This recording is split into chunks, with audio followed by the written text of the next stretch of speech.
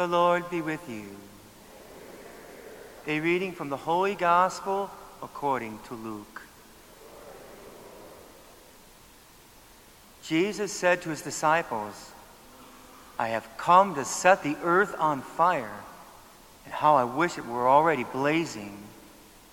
There is a baptism with which I must be baptized, and how great is my anguish until it is accomplished. Do you think that I have come to establish peace on earth? No, I tell you, but rather division. From now on, a household of 5 will be divided, 3 against 2, and 2 against 3. A father will be divided against his son, and a son against his father. A mother against her daughter, and a daughter against her mother. A mother-in-law against her daughter-in-law, and a daughter-in-law against her mother-in-law. The Gospel of the Lord. This Gospel reading is really, really tough. I mean, it's really tough to take. And that God, He comes to have division. And when we look in the reading, the first reading with Jeremiah, Jeremiah was kind of a divisive figure. He was always prophesying bad things against the people of God. And the people were misinterpreting what he was saying in a certain sense. See, they were thinking that Jeremiah says it, he said what he wanted to say, and so it happened. So they thinking Jeremiah is making all these bad things happening. That's what they're thinking. So they're saying, oh, he's prophesying bad things. Get rid of that guy. So they're actually trying to kill him. One of their own prophets, and they're trying to kill this guy because he is speaking the truth about God and his ways, and the people don't want to hear it. Who are you to say that? Who gave you that authority? We hear that word often, don't we, today? Right? So Jeremiah had not a very fun task, right? He didn't have a very fun task. And so when we look at this gospel reading, you look here, and Jesus starts off with this with, I have come to set the earth on fire, and how I wish it were already blazing. Now, in the end of the sentence, it's an exclamation point. It's like he's eager. It's like, how I wish it were already blazing. Now, what kind of fire is he talking about? What is he excited about? Is he excited about like a forest fire in California? Is it the old Chicago fire 100 years ago? What fire is he talking about? No, it's the fire in our heart to love God, to love the Lord thy God with all our hearts, with all our soul, and with all our strength. He wants to infuse us with his love, to empower us with his love. And he's excited about it. Exclamation point. Now, this kind of begs the question, where are you at with that?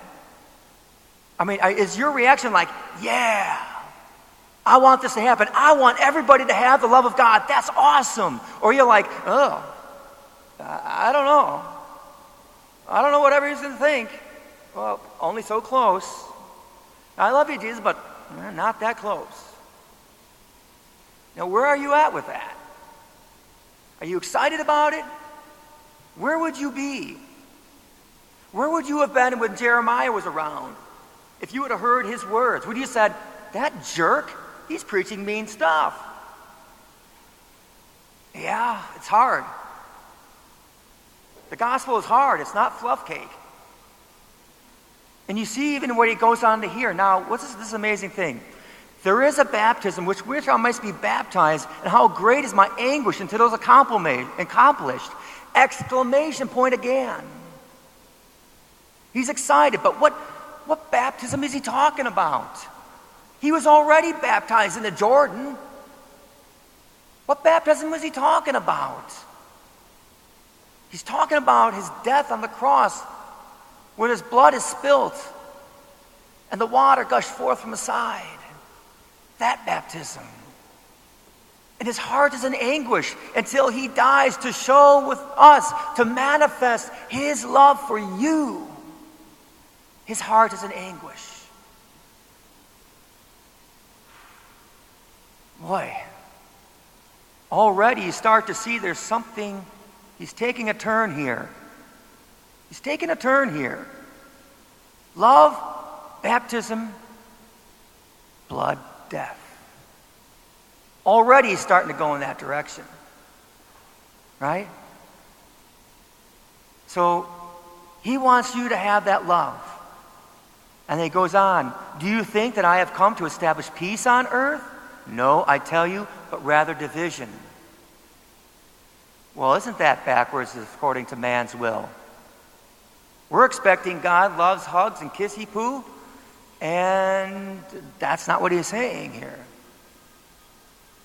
Well, shouldn't there be unity? For those who love God, yes. The problem is, sometimes the human heart doesn't love God. Sometimes we compartmentalize our lives, and there's areas in our lives where we don't want God to be there.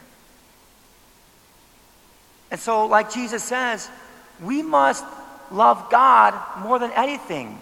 If we love our parents, our children, our brothers and sisters, more than God, now this is the Bible, we are not fit for heaven.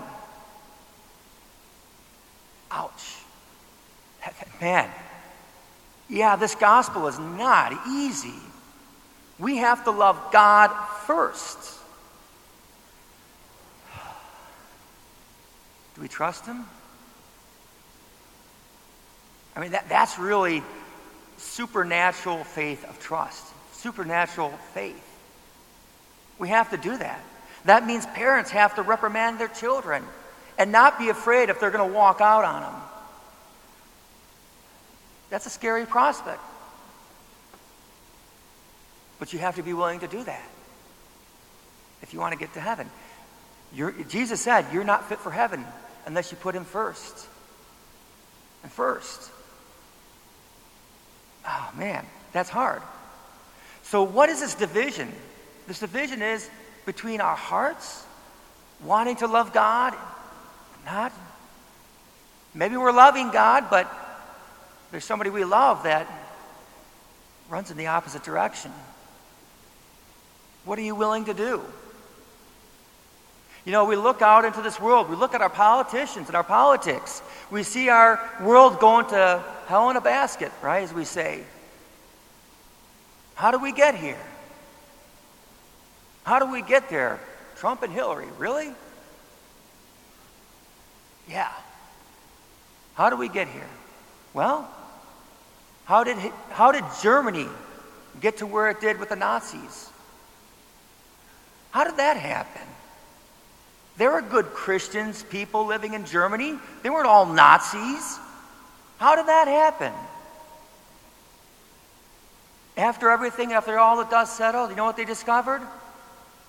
It happened because good people did nothing. Good people were silent. Your silence allows evil to manifest itself in the world. That's why we got where we got. We can have faith. And we can look to our Protestant brothers and sisters for help. But one of the loopholes with Protestantism is that they're divided. They don't get along. They're battling each other. The fruit of Protestantism is division. It is the greatest tool of Satan. Divide and conquer. That's why I believe Protestantism has got a place to play with the downfall, possibly, of America.